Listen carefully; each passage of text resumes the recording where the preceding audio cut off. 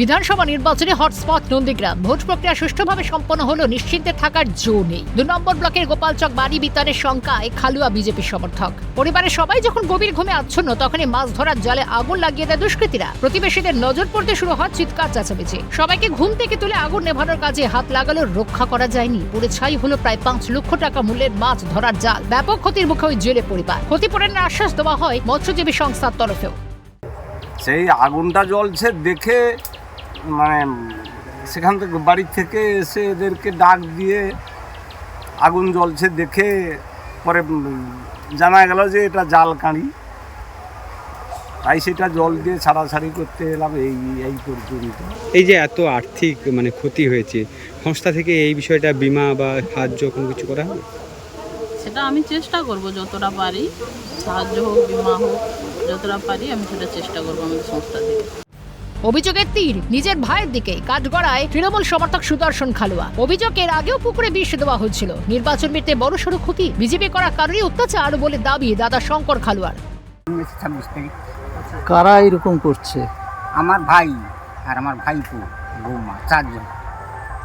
ভাইয়ের নাম সুদর্শন খালুয়া, ভাইপো বড় হচ্ছে লব, ছোট কুশ, আর বৌমা কবিতা খালুয়া। এই ঘটনা কারা ঘটিয়েছে বলে মনে আমার করছেন? ওরাই ঘটিয়েছে। আর ওরা আমরা যে আবার এই যে 27 তারিখে আমাদের পুকুরে বিষ দেওয়া হয়েছে, 27-3-26 পারিবারিক ওই বিচের ভোট নিয়ে। ওরা তৃণমূল, আমরা বিজেপি। আপনারা বিজেপি করেন বলে এইরকমই করে? আমাদের বিজেপির করি বলে আমাদের এই অত্যাচারটা হচ্ছে। ঘটনায় রাজনৈতিক চাপানোতর এখন তুঙ্গে। এটা নিত্য নৈমিত্তিক ঘটনা। তৃণমূল বুঝে গিয়েছে পায়ের তলার মাটি নেই, তাই আতঙ্ক সৃষ্টি করতে অগ্নিসংযোগ। অন্যদিকে অভিযোগ উড়িয়ে নিন্দায় সরব তৃণমূল নেতৃত্ব। তৃণমূলের কাছে নতুন কিছু নয়, এটা হচ্ছে নিত্য নৈমিত্তিক ঘটনা। কারণ তৃণমূল বুঝে গিয়েছে 2026 সালে ক্ষমতায় কোনোভাবে আর থাকতে পারবে না। এটা একদম সুন্দরভাবে ওরা বুঝে গেছে। তাই মানুষকে কি করে আতঙ্কিত রাখা যায়, তাই যারা ভারতীয় জনতা পার্টির কর্মী তাদেরকে বারবার বিভিন্ন দিক থেকে তাদের উপর অত্যাচার করার সৃষ্টি করছে। যে তিনি যেহেতু বিজেপি করেন, সেই জন্য তার মাছ ধরার যে জালের গোডাউন, সেখানে অগ্নিসংযোগ হয়েছে বিজেপি করার অপরাধে।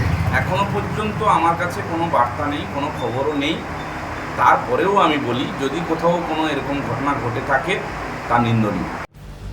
ইতিমধ্যে অভিযুক্ত ভাই ও তার পরিবারের বিরুদ্ধে লিখিত অভিযোগ দায়ের করা হয়েছে থানায়। পারিবারিক বিবাদের জের নাকি রাজনৈতিক শত্রুতা জানতে শুরু হয়েছে তদন্ত। যদি এই অবস্থা হয় এখন, তাহলে 4 তারিখের পর কি হবে ভাবাচ্ছে এই প্রশ্নটাও। রবেন মাইতির রিপোর্ট, ক্যালকাটা নিউজ।